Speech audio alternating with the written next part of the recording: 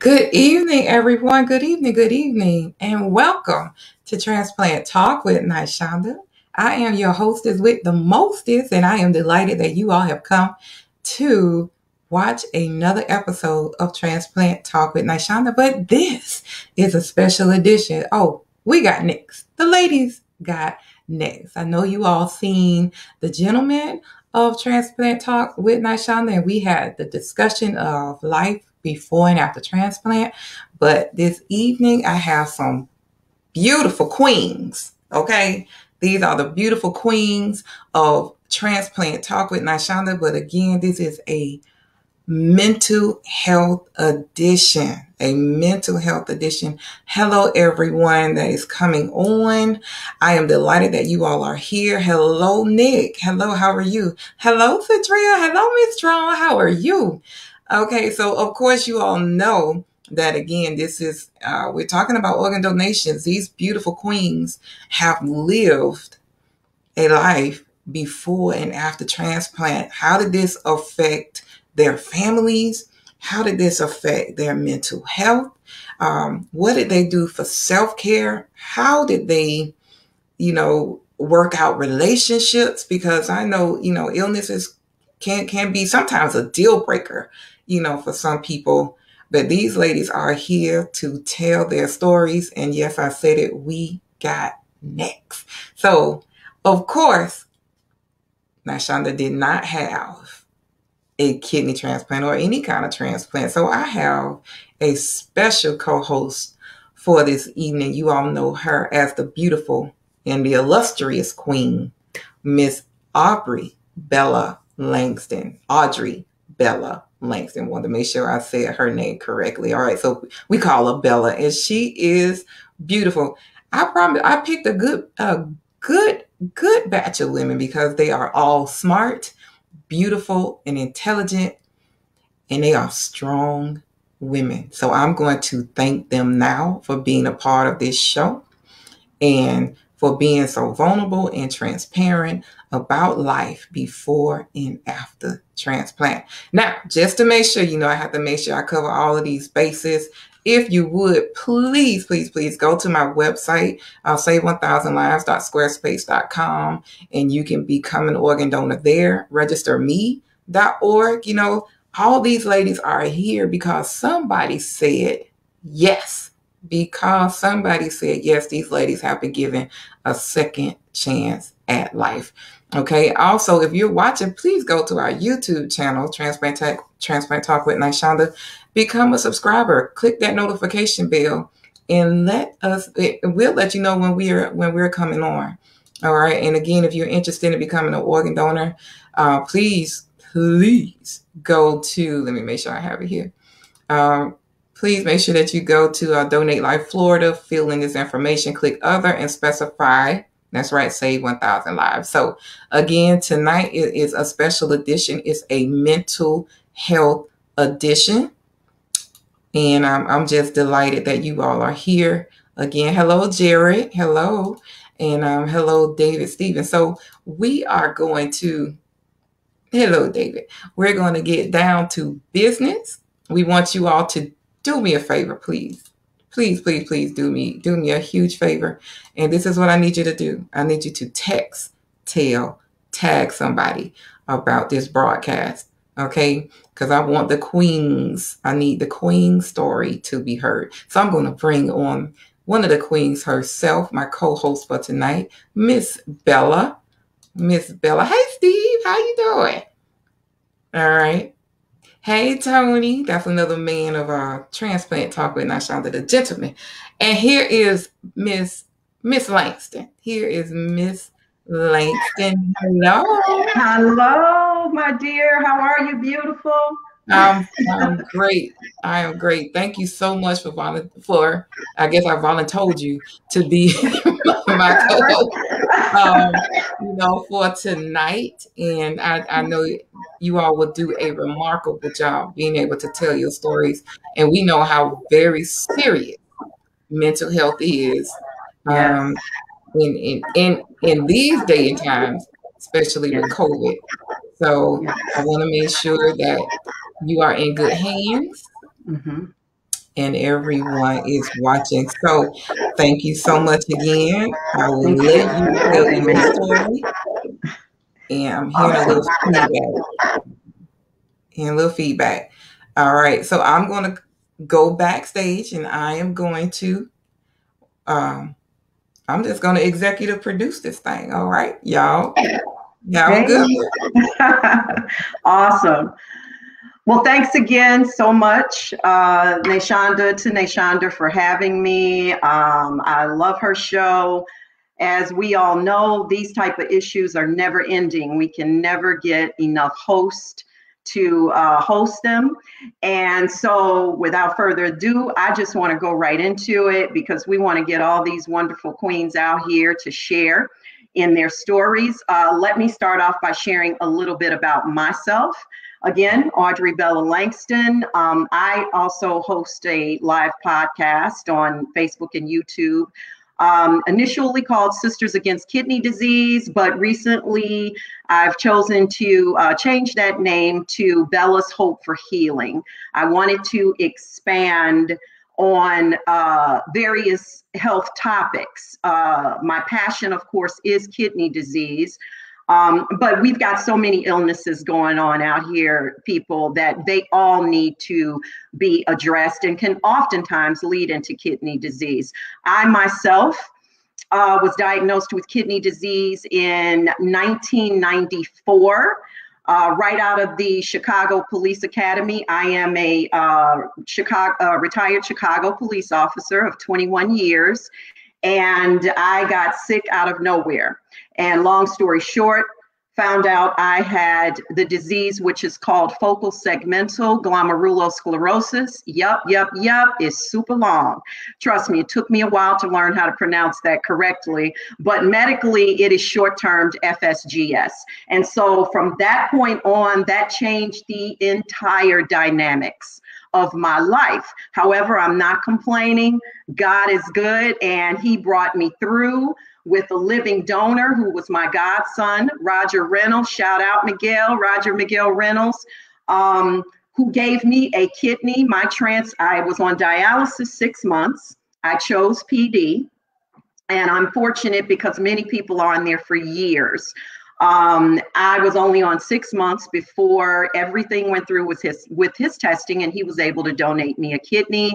As of March 4th of next year, I will be 17 years post-transplant and doing wonderful. So I praise God for that. And my mission is exactly the same mission that Naishanda's and many others are out here who host these podcasts. We are trying to save lives. We are trying to create prevention so that we don't get to that point.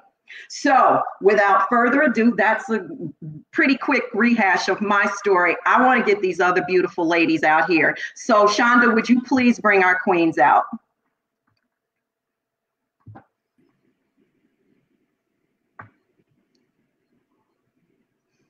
Hello, beautiful ladies. Welcome to you all. Thank you so much for joining. How's everyone this evening? Good. I can, if anyone is muted, please unmute yourselves. There we go. Thank you. Loud and kicking. Oh, yay, I can hear everybody. Awesome. So we're going to go right into it, ladies. Again, Naishanda and I thank you for joining. We know everybody's time is precious, especially as we head into the latter evening hours. But thanks so much for being here, because what we're doing, it helps people and it does save lives. I truly believe that. So my first question out the gate is going to be to ask you lovely ladies to please separately introduce yourselves by sharing your name, where you reside, and what your diagnosis was and when you received your transplant. And Dr. Kimberly Clayton, I'll start with you, and you ladies can on from Shantae on, and you can work your way to Lisa and Tamara. You guys can come in next. Thank you. Hi, good evening. Thank you for having me, Naishanda and Ms. Bella. So my name is Dr. Kimberly Clayton. I was diagnosed in 2000 and 9 with end-stage renal disease from a long history of juvenile diabetes. I was transplanted in 2011. I did hemodialysis for almost a year, and then I did peritoneal dialysis next. I was transplanted July the 9th, 2011. And I've been with my same organ since then. Thank you. Thank you so much. That's awesome. And congratulations, by the way, audience.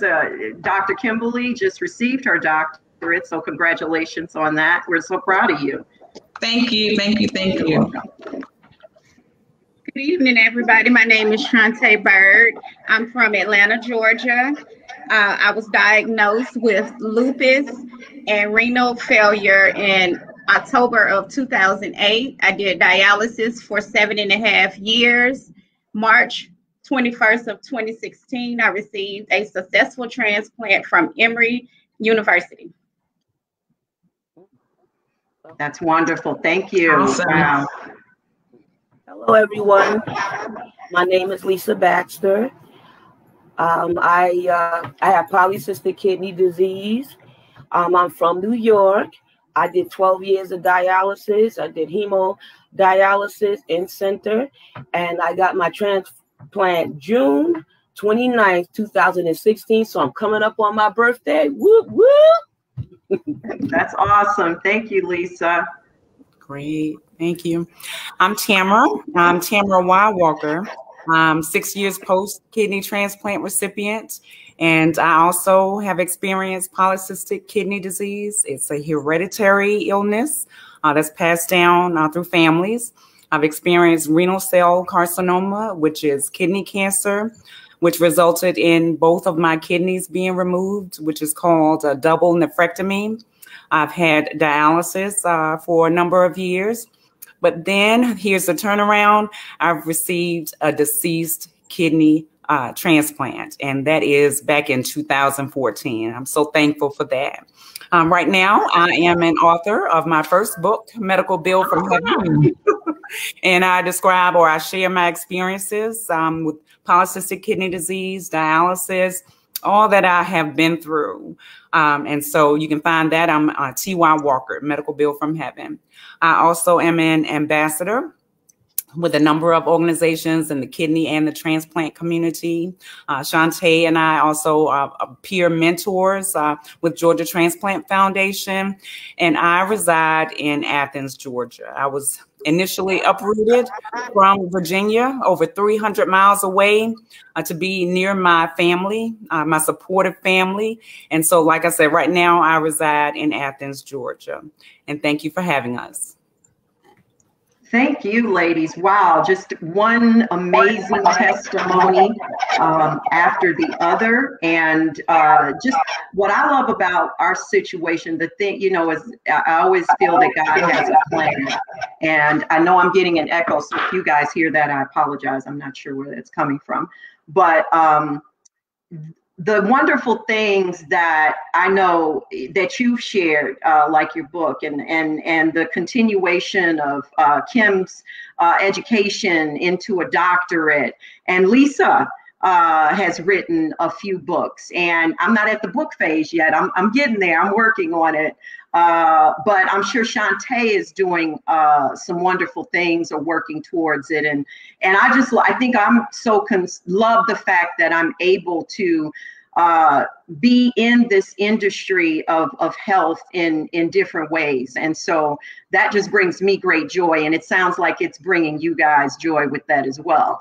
So my second, the question I'm going to go into now is a really big issue for many people, not only based on illness, but just whatever the cause is for these various things, sometimes just life, is I want to talk about mental wellness, and specifically during or since your transplant, if you've dealt with any depression, anxiety, some people actually, I know a few recipients that deal with panic attacks.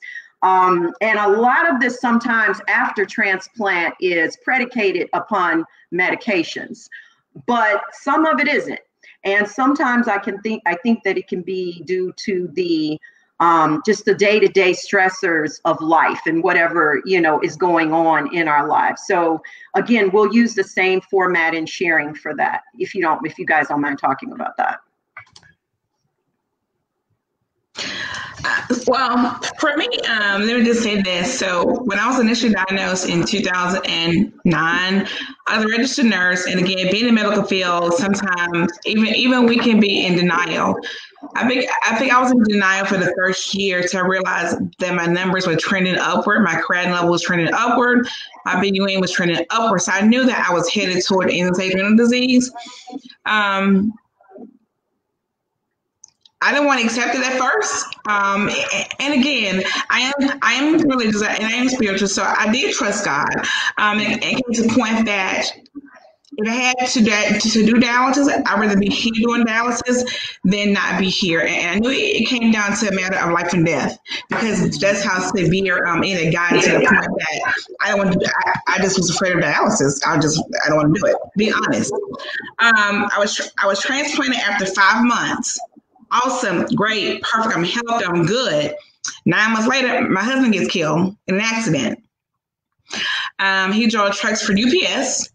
Never wanted to be a single parent. I did. So now I'm dealing with like that. I've had the transplant done. I'm feeling healthy. I'm good. At that time, I had 2 children. I have 2 children. My son was 10. My daughter was 23. So now you're dealing with loss of my husband, trying to stay healthy, working, and I was still in school working on my master's degree. So I did go through a depression phase. I was told by several people, "Oh, go get a medication." Now I'm not knocking medication because some people do need it. So hear me clearly. I'm not an advocate for it, but if you need it, please go get the help that you need. I chose counseling with my pastors and my first lady. That's what I did for me. And it helped. I put my kids in counseling, and it helped. Because again, I don't care how strong your faith is, every now and then we get discouraged. We do get discouraged. I'm looking at end-stage renal disease. I have a transplant now, and now I'm dealing with being a single parent. So for me, the counseling side helped tremendously. I had a strong support system, tremendous support system. I'm the youngest of 9 children. My mom, I'm the youngest of 9. My parents have always been supportive of me, always. So I began to turn my pain into purpose. I began to be an advocate for organ donation. I began to share my story. Again, and here I'm on the Kidney Foundation. I do West Florida. So there are certain things that I do have done, still currently do, because again, when you think about all that you've gone through, you can get depressed. But I just chose to take that and turn into positive. I have started writing a book. It's titled Against All Odds, to be done September of 2021. So again, just keep me in prayer. But like every lady on the platform, we all have our different struggles, all our different challenges that we have. But I'm just grateful because I got a kidney and a pancreas transplant. So I had 2. And the theory with that is that if you're type 1 diabetic, your body does not produce insulin. Type 2, it produces it, but it can't utilize the insulin. So again, I was type 1. My body made no insulin at all. So the theory was that if they give me a pancreas transplant, that produces the insulin, it cures the diabetes, and it did. So the goal was to have the kidney to survive longer because of the pancreas transplant. So I had both, and so far I'm doing well. I must be transparent, and I don't mind sharing this with you guys. I took the COVID vaccine end of March, and I had a reaction to it. It began to attack my transplanted kidney. I had to go through 3 days of chemo to forcefully suppress the immune system very quickly to counteract the effects of the Pfizer vaccine. So for me, it was an adverse reaction. They had to report it to the CDC. So right now I'm still on the close monitoring, just making sure the kidney does not reject. So that's where we are right now. But again, I'm very transparent because again, I just want people to be aware. In my story, maybe no one else's story, it's just that vaccine for me began to attack my transplanted kidney and caused me to have elevated levels, and they thought that I was beginning to reject. But so far, I'm stable. Wow. Praise God. That is really a testimony. And one thing I want to get the other ladies in, if we have time, I want to come back to the situation regarding after your vaccination. Yes, ma'am. Thank you so much, Kim, for sharing that. Pain, turning pain into purpose. I totally agree with that. That's my motto. Shantae, sis, please share. Well, within being diagnosed, which was very hard for me with the lupus, first didn't know what it was, and then having to start dialysis immediately, it brought on a lot of anxiety. I was placed on anxiety medication. Dialysis was a whole nother something else for me. Going in, just looking at this machine and having to be hooked on this machine, take all your energy, you know, accidents happen as far as the blood, or just you don't know what the day turns out. So I did have a lot of anxiety then, but I've learned how to deal with the anxiety. First, more than anything, learned that you couldn't beat the machine. It was a machine and you're human. But if you learn how to adjust with the machine, learn the machine, the triggers that your body show you from the machine, and letting your nurse that works closely with you know, then your treatments could be good. Of course, over 7.5 years, I learned how to successfully, or I don't know if you want to say successfully, but how to have a great treatment. Controlling fluid intake, that was the biggest issue for me because I still had to come home and be a mother to two small kids at the time. So I would say it was just a lot of anxiety, but anxiety with the thoughts. As long as you learn how to control your thoughts, then things will be okay. Of course, you will have bad days. My family was a great support system for me. Being able to reach out and let them know today is not a bad day, talking, someone coming to get me. I do want to give a shout out. One of our kidney warriors passed June 5th. Her name was Melissa Robinson Nyarko. So I wanted to give a shout out to her because in times of need for me, she would come get me out the house. I could go to her house. I could spend a night at her house, lay in her bed. So it was just a lot of anxiety and learning how to adjust with dialysis. Yeah, that is, well, yeah, definite shout out to the loss of your friend. I know that's very hurtful, of course, yeah. And what a blessing to you she was to your life, it sounds like. And I agree with you. It's just a reality of, I look at it as that, like, okay, so you're going to swim or you're going to sink. Which one, is it going to be? So thank you so much, Shantae, for sharing that. Thank you. Ladies, other ladies, who wants to go first? Doesn't matter. I was such a woman of faith. You couldn't tell me that I would be on dialysis or had to deal with it, even though I had 6 siblings dealing with dialysis, 2 aunts, an uncle, a mother-in-law, and a great aunt. And I remember when I was sitting in the dialysis center, and it felt like I could smell the blood. I mean, everywhere I looked, I don't know, out of nowhere, I was sitting there and I looked and I see everybody all, hooked up. And then I just felt like freaking out or jumping out the chair. I felt a lot of anxiety. I learned to deal with it and calm down with it. The thing was, every 3 to 6 months, I would tell my husband, look, I'm not going. Nobody gonna make me go. I'm not going. I don't care. Nobody said nothing to me. I just started an argument out of nowhere. I'm not going. I get in the chair. I'm getting in the car, and I still say I'm not going. You're not gonna make me get on. I get in the thing, and I tell the people I'm still not getting on, and I'm in the center. I'm in the chair, and I'm still popping junk. I would go through that, and I would bust out crying, and then I'll be all right. And another 6 months to come back, and I did the same thing again. But I found that all the things that I got on the Polycystic Kidney Disease Foundation, the Renal Network, all of the different ones, the National Kidney Foundation, all of the documentaries that I did with them and for them, and sitting on the boards and getting out there in the trenches and giving people information with doors slammed in my face. I found that to be therapeutic. But the thing that got to me is that after all that, my husband and my archbishop talked me into getting on the transplant list. I figured I ain't gonna get on no list. They said my kidneys can work, and I waited and waited, and never worked. But I started, just having faith that it would. And when my husband died and my sister died, they died a year apart, and then I got the kidney.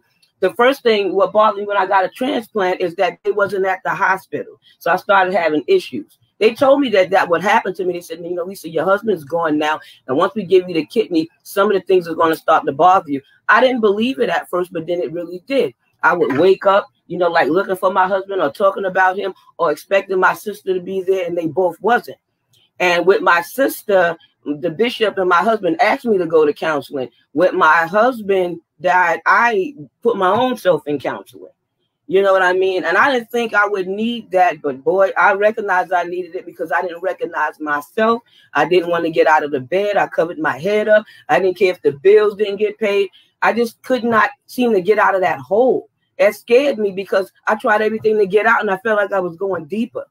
But I thank God that I got out of it. I went back to work. I was what forced myself to do stuff because it's therapeutic. I'm a social worker for 25 years. So the kids made me feel better. And, the families that I serviced and the advocacy work that I did is the thing that really ministered to me, and helped me a lot and a great deal. But it was an issue and it was hard. And the only bad thing I could say is some of the things with my transplant that transpired after was diabetes. I never had that in my life. Bone joint disease. I had arthritis already, and I had an oral disease with the mouth because of my gums and stuff like that. But, sometimes you just got to keep swinging and come up fighting. So even with the depression, you got to do everything. Worship helped me, praying helped me, praise helped me, and going to see somebody also helped me. And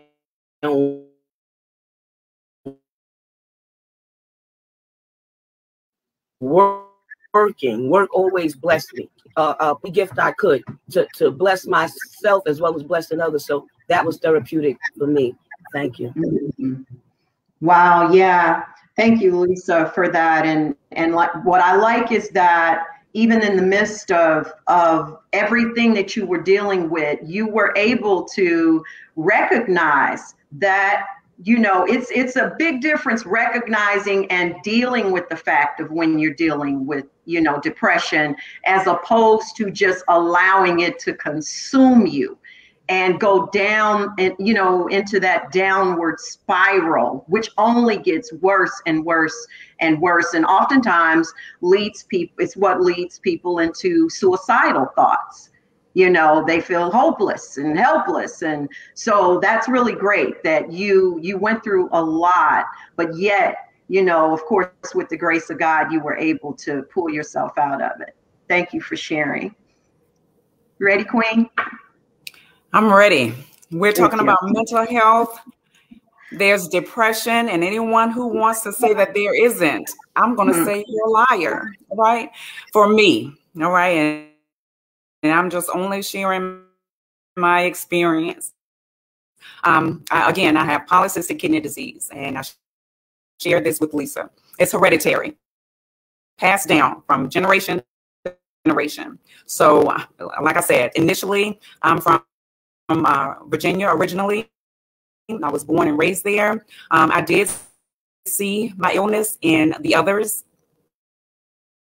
in my family, but never do you think that it can happen to you. All right. So I just remember I was 25 when I was diagnosed. I have 2 sons. They were youngest sons. I had just gotten married and I was devastated. I didn't know what was wrong with me. I was experiencing lots of pain, back pain, side pain, and just I didn't know what it was. And going into the doctor, and he just looked at me like he was confused as well. And so I went in and I got the scan. He sent me to get a CT scan. And I remember getting the results the next day. He says, well, I got good news and I've got bad news.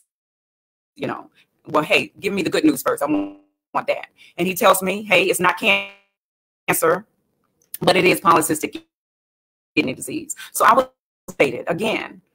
like I said, devastated. I'm thinking, you know, you think you're invincible. It can never happen to you, but it did. And so I was trying to raise a family. I had just gotten married, raising a family. Like I said, I was devastated. And I remember finally going in and them telling me there is no cure for this. But what we can do is send you to a nephrologist. And there, the nephrologist will be able to help with the hypertension, because of course there was high blood pressure with that as well. I was experiencing nosebleeds, feeling nauseous, very sick. And again, like I said, trying to raise a family, a new family for me, very just overwhelmed. I remember going to the emergency room one last final time, and they sent me to a urologist this time. I was experiencing, you know, lots of kidney infections and infections, you know, all throughout my body. And I remember them telling me, he just sat me down and he just told me bluntly, you're going to need to be near your family. You're going to need to move near your family right now, because looking at your lab work, it looks as though you're going to need a transplant and you're going to need to be worked up soon. And so that hit me like a ton of bricks. I just had no idea that it was going to be soon that I was going to need a transplant. And so I heeded his advice. I moved 300 miles away, 3 states south, so I can be near my supportive family. So I'm going to say that for me, my family was the key to me getting through this. Community, all right, like we're talking on now here. We are on American Kidney Foundation, Shantae and I, Transplant Foundation, just connecting with others who are going through the same illness or going through the same path as you definitely helps. I've also, like I said, I had renal cell carcinoma, which is kidney cancer, with both my kidneys being removed and dialysis. So of course I was in some type of depression, but I was still trying to push my way through. I was still trying to go out, still trying to have a good time, still trying to connect with my family, going to outings. I was still trying to have fun as best as I can. But again, I'm going to say, yeah, I was depressed. I remember one of the doctors telling me that, hey, you may need to go to see someone. He referred me to a therapist. And I went to a couple of sessions with the therapist. That was while I was going through the kidney disease. And then also after transplant, I know you said maybe some of the medications may cause some depression or some kind of thoughts. All right, so I did experience that for myself. And what I did was I just told told them at the hospital when I went to get my infusion. We also get Bella infusions once a month. It's immunosuppressant in addition to our oral medications. And I remember just going there and letting them know, hey, I'm not feeling the same. Something's wrong. Something's happening here. I felt like I was lashing out at people unnecessarily, and that just wasn't me. And so I just reported it back when I went back there. Hey, I'm not feeling well. This is not me. And so they also referred me to a therapist, and I did get some therapy there at the transplant hospital. So I just want to say, don't be afraid to do that. We've got to be aware that, especially if something is out of the ordinary, something's not wrong, something is wrong. Just make it known. Make it known to, for me, it was the doctors. They recognized it right away when I was going through, like I said, polycystic kidney disease. And also let the people know, the doctors, the nurses, and techs know, you know, they're there to help us. All right. And all we have to do is open up our mouths and let them know. But yeah, for me, my family, faith. All right. We're talking now where I'm going to tell you about my faith. That definitely helped. All right. Being able to connect with others in the community to pray for me, prayer. All right. And we're also talking about counseling, also talking to others. You know, just let them know what's going on in our community. There's no awareness of for us kidney disease. All right. So talking about it definitely helps. It brings awareness. All right. And also it gets that weight off of me, off of you. So, yeah, that's my experience. And so, yeah, me and my family, my children, because I had two sons. All right. And I'm going to be frank with you, young African-American sons. All right. And so that right there is a challenge by itself. All right. Along with the illness. And so, yeah, we went through family counseling. We had a therapist to come to my home, speak with each of us, my sons, and also me. So, yes, that definitely helps. So don't be afraid to ask for help when you need it. Amen. Wow. Yes, that's one of the greatest statements you've made, and you've made a lot of great statements. But it's about not being afraid or apprehensive to ask for the help you need, and I think that happens primarily because society as a whole has unfortunately made it seem like that's such a terrible place to be in. You know, it's like you're put in a categorized, you're stereotyped on mental, you know, being someone that deals with mental issues. You know, I know for me, in the beginning, I kind of went through exactly kind of some of the things Kim was describing, you know, which I really think everybody goes through this, whether or not they are descriptive in the same way of it. But it was the shock, the why me, you know, the anger, and then eventually comes acceptance, you know, because if it's here, it's here. So now the question then becomes, how am I going to deal with this? Am I going to swim or am I going to sink? And I was like, I'm swimming, because that's what I do, you know. But it did put me in a temporary depressive state, primarily because so many major events in my life happened consecutively, you know, just of the stress and hard work of going through the police academy with a 6-month-old child at home and a 14-year-old son as a single parent. And so, of course, my body was pretty out of shape going into that academy, you know, so that was natural stress on my body, you know, dealing with that. But then by the time I'm coming out 7 months later, being in the greatest shape of my life, my physical training instructor was, you guys all know Mr. T, you know, remember Mr. T? Well, Mr. T's brother was my physical training instructor. And I remember calling that man everything but a child of God, because he was working me hard in that academy. But it was a blessing, because I was in the best shape of my life by the time I came out. So, you know, and then to get struck with it's time when I'm done with my probationary status, to get sick all of a sudden and be told, you know, oh, well, the problem is that you have a kidney disease and you're like in stage 3, you know, and I'm like, what? So all I'm thinking is my babies, my kids, you know what I mean? So yeah, and it will put you in that depressive state. And so thank you all, you know, so much for sharing that, because we deal with a lot, you know, when things like that, and we're really equipped, females, we're equipped to deal with a lot of pressure and stress. That's what we do. But there does come a time when we have to make sure that we are addressing things that, you know, we can't control everything, you know, and so that's when it's really important for us to really accept that and deal with it in the proper way. So during that time of you guys' illnesses, how did it affect your relationships with your friends? Or did it affect relationships with your friends, your family? Some of us, you know, some were married. I'm sure some were not. Some may have had significant others. Did that affect your intimacies in any way? And I know for me, I was straight going through menopause too. So it was just a bammy whammy, baby. I was like all jacked up.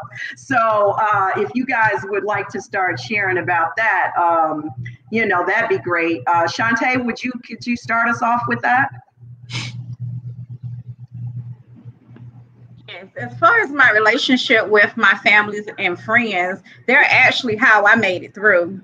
Um, Not so much as being afraid of what I was going through, but being there with me and walking with me to help me get through any difficult day. However, I always looked at a difficult day as a difficult day. Tomorrow will be better. So on that level, my family and friends were very supportive. I always tell everyone with any illness, family support has to be there, because on the days when you don't feel like doing it, you always have someone pushing you along, pushing you along. As far as with relationships, they were difficult. I'm not married. However, trying to get into relationships and saying that you have an illness sometimes is not looked upon the best, because people looked upon sickness. I don't want to take care or be with anyone that's sick, but I never looked at it like that. I was very active, never sat still. As I stated before, I learned how to adjust with the dialysis machine. A lot of people always looked at me and said, "How do you do it?" Well, because I controlled a lot of things. And number one was that fluid. As long as you control the fluid, you would be okay. So my family and friends supported me. Relationships did get a little difficult. So that's about it. Thank you so much. Kim? Yes, I had an awesome support system through my family and my church, and my my children. My daughter was older. My daughter was 23 when I went through end-stage renal disease. And I always tell people that my children would see me at my lowest point. My husband, of course, was on the road, always driving trucks with UPS, so always gone. So my kids would have to bathe me. They would have to pretty much be my caretaker. And I remember doing a story on News for Jax here in Jacksonville news station about 3 years ago. And they interviewed my daughter and myself. And my daughter was saying how the roles were reversed, whereas she felt she was a caregiver and I was taking care of me, and the roles did change. They did become my caregivers for that time frame. But I'm so grateful because, again, being from a huge family, my family took turns coming to take care of me. My sister would come stay a week at a time. My mom would come stay a week. So I had that constant support here. I don't have any family in Jacksonville other than my children, because we got to Jacksonville because my husband drove trucks for UPS. When he passed away, my life, he was already established. I just chose to stay in Jacksonville. I'm originally from Mississippi, Meridian, Mississippi.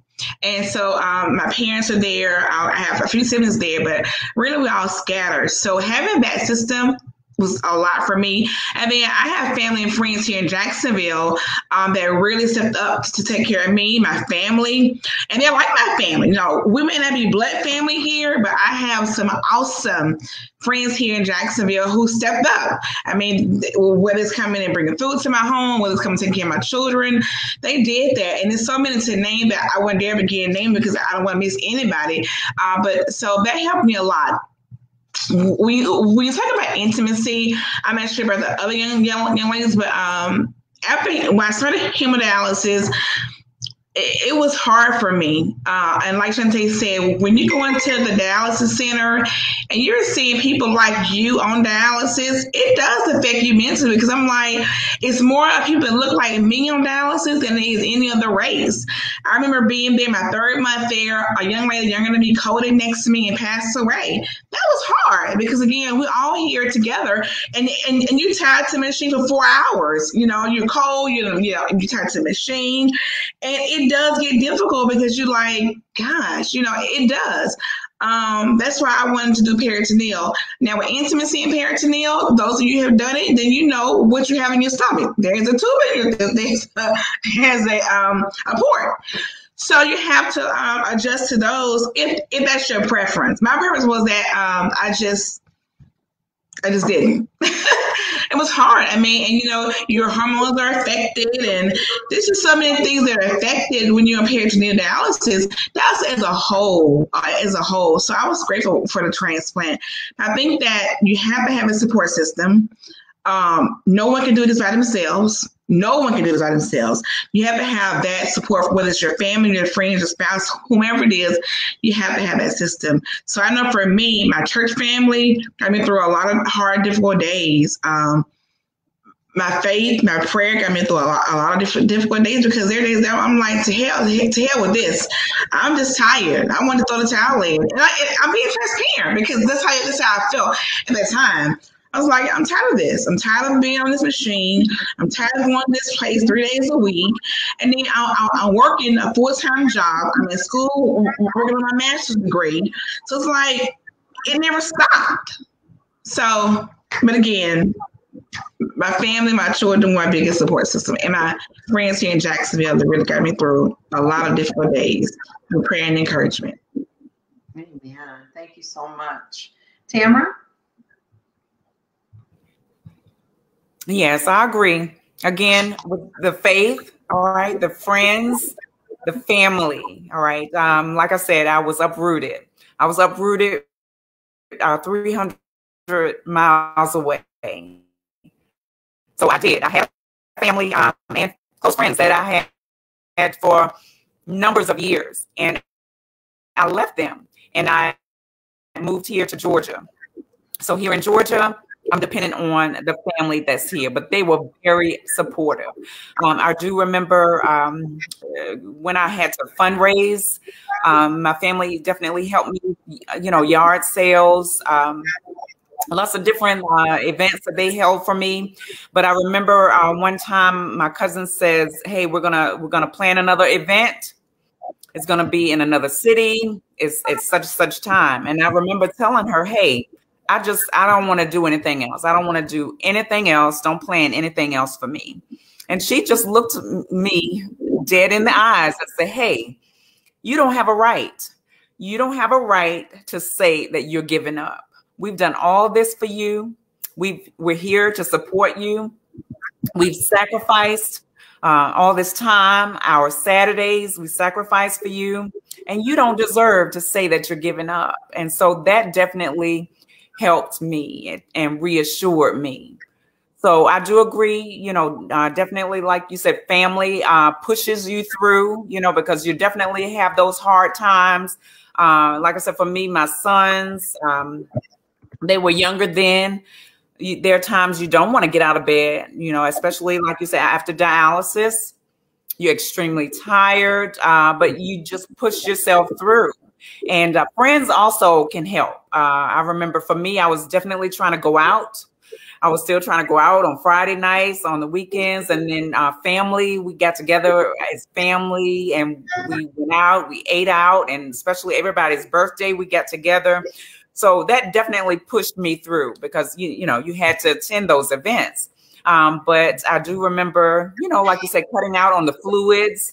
Everybody's eating and they're having a good time, but you still have to remember, not to eat as much, limit the fluids.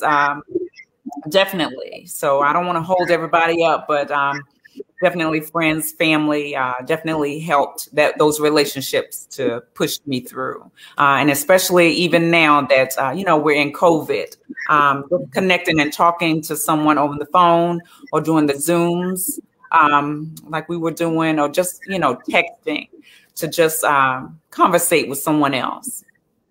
Yeah. Amen. Thank you so much. Lisa.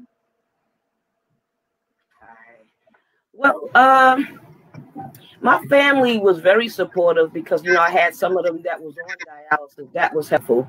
And even the ones that weren't, family and friends, some of them were nervous.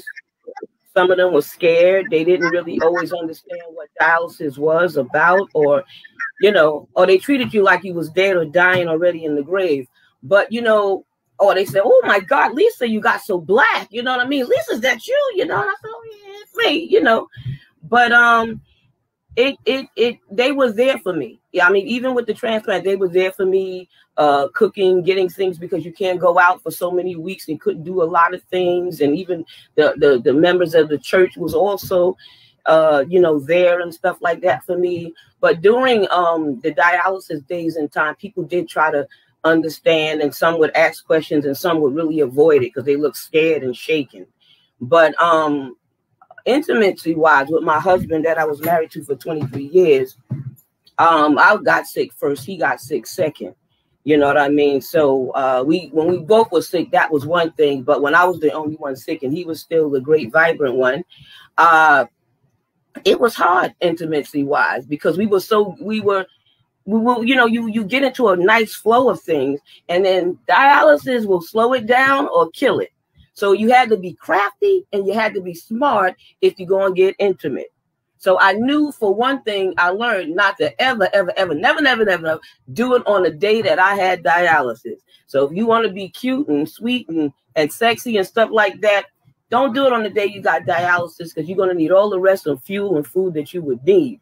So no pinky, no hanky at that point. So I know one thing, you run out of gas. Sometimes you get greedy and you try and you think you could do something and you'll try to do it. God knows you'll be fooled. You won't be able to do it. You will run out of gas like a car that didn't have any. So you have to be crafty. So me and my husband had an understanding, and that's what we did. And he understood that and learned that. And I had to learn the same thing when he had colon cancer, and he was the one, and I had a little more energy than he did. But then we got two people dealing with an illness. That's a whole nother issue, a whole nother thing, a whole nother depression, and a whole nother way of being crafty. So you do what you got to do, and you do what things work, with the illness or without. So you have to be in this together. And so that's what we was, and we made it work, and we had better days because we didn't do it on the dialysis day. All right. Yeah, that's so true. Wow, that's really awesome. We all know that one of the most critical things in dealing with the illness like this is definitely going to be having a great support base. You have to, even the coordinators will ask you about, do you have a support base? Especially, if you're single. And so this is where, but what I love is when the person probably doesn't, where these type of, talk shows, support groups and everything comes in. And so that's what really makes the world a difference to people who don't have that. So thank you, ladies, so much for sharing that. I know we're kind of pretty much out of time here. Wow, it's 7:58. My last question was just going to be a quick response question. And that one was going to be about self-care. We know we deal with a lot as women, and parenting, careers, blah, blah. So what is one thing that you did real quick for self-care for yourself during that time? And whoever wants to kick that off is fine. I would travel. I would go to the beach. I love water. I love swimming. I love the beach. And that was self-care for me, because stuff can be really hard and depressing. But that, I go to the beach, or I travel, or I cook or run. That did it for me. And church. Awesome. Thank you, Lisa. Kimberly? Sure. For me, it's baking. I love to bake. I bake almost anything. Baking went in traveling. Like I didn't allow. This has let me down. When I did PD, I would travel my supplies. I would pick location to go to, but I didn't stop. And I think that it's important that you have to take care of yourself. I also did monthly massages. I think that you have to have time to break away, because at the time I did 2 jobs, school full time. It's a lot. So you have to have that time to break away. So again, monthly massages, baking a lot just to bake, and then travel for me. And even now, I travel a lot, even still. Thanks so much. Shantae? Just going out, maybe getting my hair done. I spend a lot of time with my son. My son loves sports. So it's just being there and watching him, and he knows that mom is there. If there was a time that I couldn't be there, then there was sad faces. But just seeing the joy behind him and his sports was the biggest thing for me. Self-care with that, pushing myself on days dialysis, and he has a game, but to see his reaction and him to get out there and show out was awesome. So I would say that. And of course, the natural care we do for as women always helps. That's right. You are so right about that. So right. That was really cool, Shante. Thank you. And lastly, Tamara.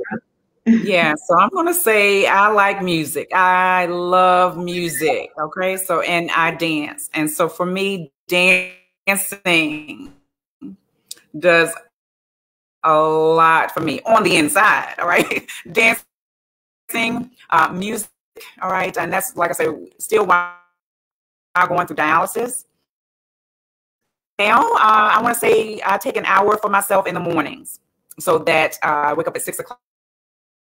From 6 to 7. I'm doing some prayer, meditation, time for myself to regroup, and then again, more music. So that's it for me. I love music, and it just makes my heart.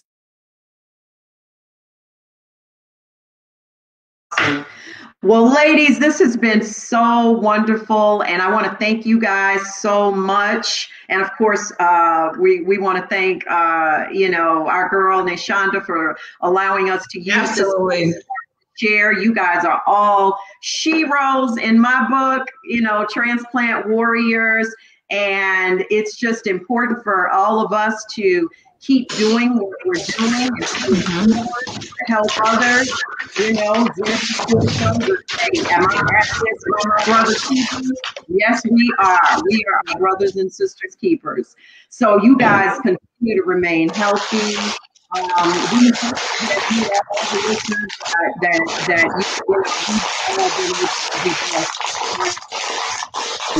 thank you so much. And everyone have a wonderful night. Thank you for joining. Thank you. Appreciate it. Thank you. Thank you, Bella. Have a good night, everybody. Thank you all. Good night, everybody. God bless. Thank you. Good night. Thank you all, ladies. Fabulous. Thank you, ladies. I'm going to remove everybody. Hold on. I'm just going to remove everybody and just kind of close out the show. I really would, like to thank all of the ladies for one, being so transparent and allowing everyone to come into their circle and just tell a little bit about themselves, because it is so important for people to know what to do. You're in this situation. You've never been in it before. Kimberly and I we live here in Jacksonville together, and she does travel a lot because every time I see her, she's on the road. So I think it's very good to have a good set of girlfriends, and we all might have to take a girls trip. We might have to go to Hilton Head or go to Destin or something just to be able to get away and have a little bit of, just have a little bit of fun.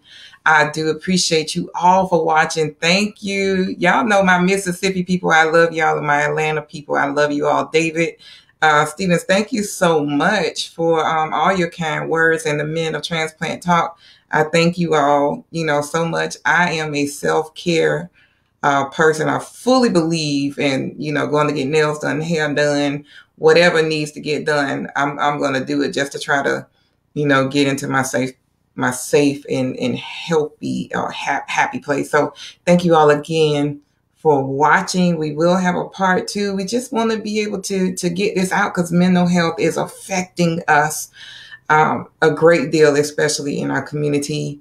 And speaking of communities, to the families that are in Miami for that apartment building or that condo building that collapsed, my prayers goes out to that family. That is very devastating, and my prayers go out to them. So God bless you all, everyone in Miami that's looking for your loved ones. I know one had been, one deceased person, but I can't even imagine going through that. So if you all are watching the news, please pray for the people that are in Miami. Again, text somebody, tell somebody, share this broadcast, and thank you all again. I will y'all, we are just about through with July. I mean, just about through with June. So I'm gonna stop rambling. Y'all be blessed. Have a great one. Part 2, yes, will come soon. And don't think I forgot. We definitely will have mental health for donor families. And I already see Adrian and Cindria. Y'all already know. Y'all on my list. So let's get ready, ladies. All right. Y'all have a good one. Good night.